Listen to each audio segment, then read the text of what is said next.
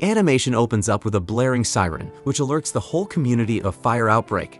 A 12-year-old boy, Mahito, panics as he realizes that his mother is in the hospital where the fire broke out. Together with his father, they try to rescue his mother, but all to no avail. The disaster had taken the life of his precious mother. A year later, after the fire incident and death of his mother, Mahito and his father decides to relocate to a local area in Tokyo. Shoichi, Mahito's father, introduces him to his new wife Natsuko. She is the sister of his late wife. Mahito discovers that she looks just like his late mother. We learn that Shoichi is a factory owner, so he leaves the two to bond and get to know each other, while he leaves to his air munition factory. Natsuko takes Mahito to his new home.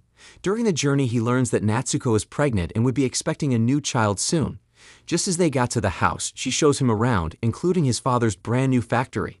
Mahito encounters a local gray heron, which Natsuko teases that it has come to give him a special welcome.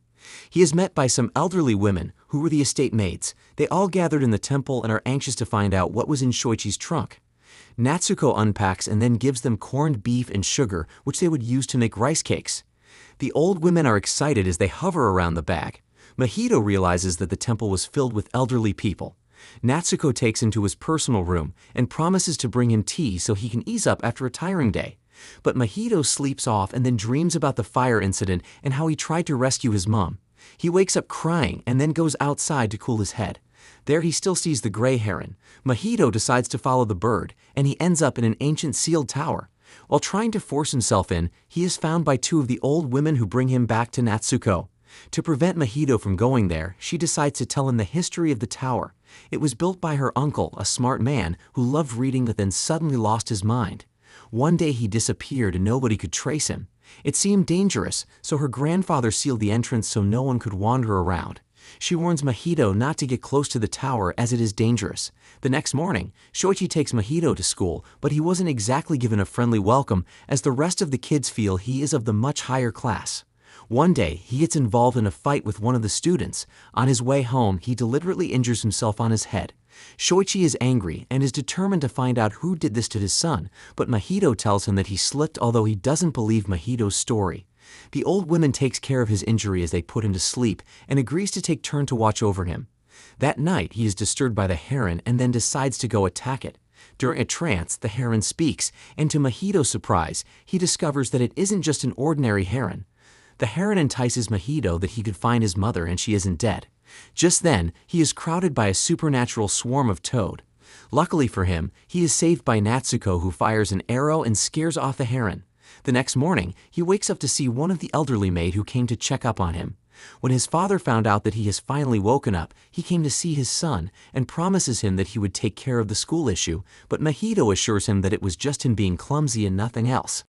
Mahito asks the old woman about the heron, but she tells him maybe it was all in his dream. Mahito realizes that it was all a trance. He goes with his father to his workplace the next day to inspect the factory workers and later on had lunch with the elderly maids, who he was put under their care. One of them tells him to go visit his mother, as she is down with morning sickness as a result of child labor, so he goes over to see his stepmom. There, he notices the arrow Natsuko used to chase the heron away in his dream. This inspires him to craft his own bow and arrow. With the help of the groundskeeper, he crafts his own arrow using bamboo, then he finalizes it with a heron's feather. While trying to find glue to fletch the feather in his arrow, he noticed Natsuko disappear into the forest. The arrow is magically built with accurate aim after it is fletched with a heron's feather. While trying to discover the mystery behind this, he sees a book written by Hisako, his mother, so he begins reading it, hoping it would point out something meaningful to him. Just then he hears the elderly maids calling out to Natsuko. They tell him that she is nowhere to be found, so he picks up his bow as he heads into the forest to look for her. Mahito is accompanied by an elderly maid known as Kuriko. She warns him not to go further as the path was strange, but Mahito knew something wasn't right because he didn't see the heron today, so he insisted. They both get to a tower, where the heron calls onto him. Kuriko warns him not to go, saying it's a trap, but he proceeds. The gate is shut and the heron leads them to Hisako.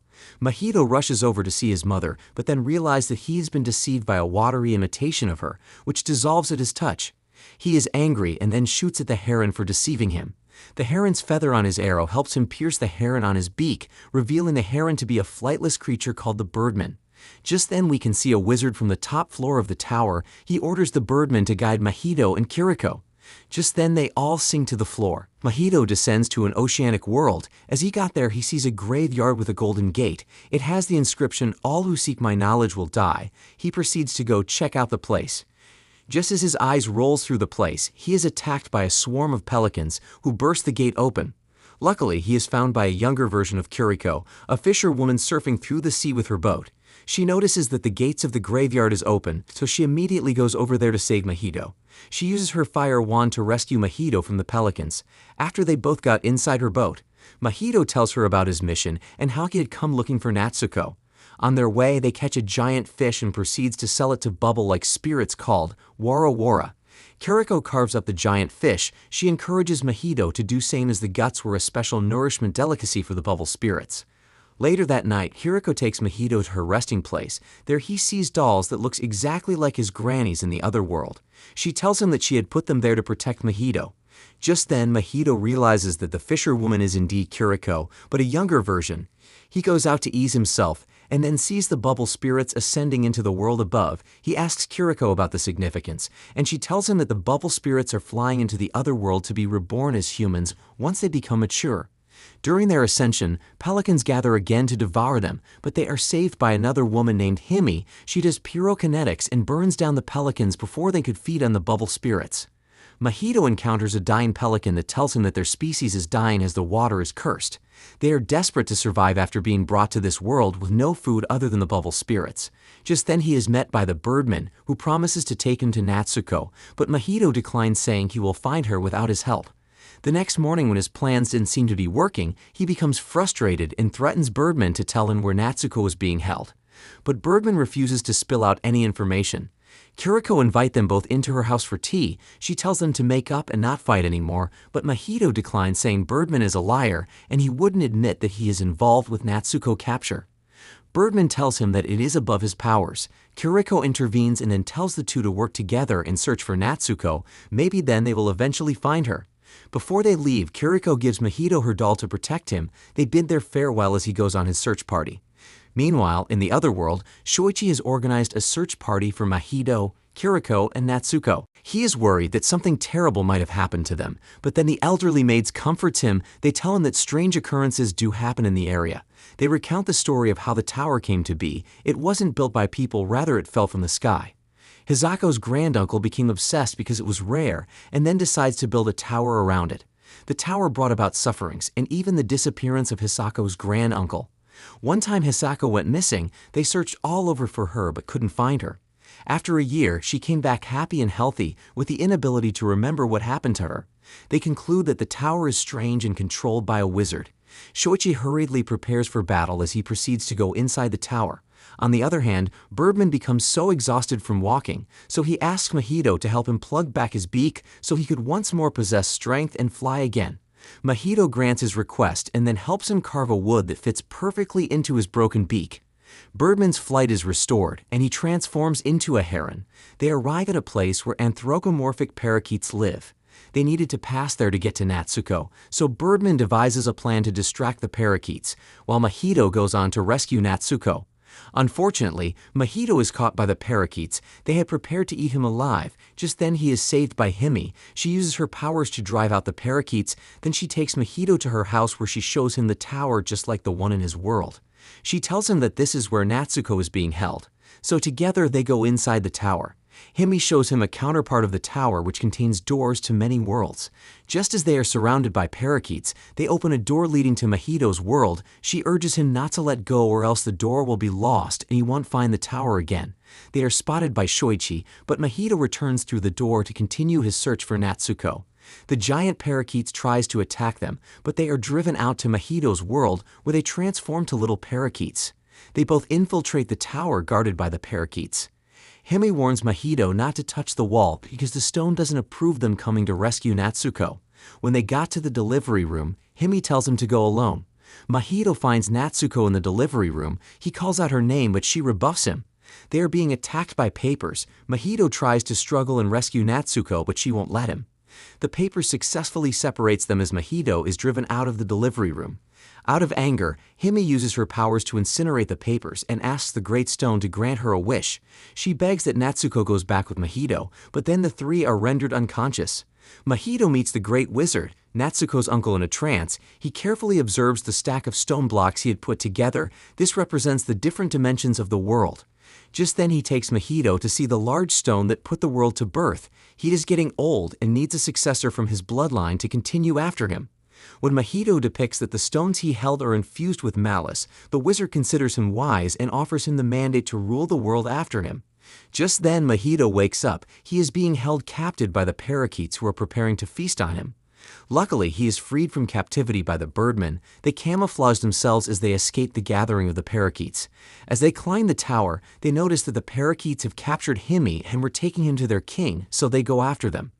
Birdman tells Mahito that the king is taking Himi to the wizard as a political bargaining chip because of her taboo.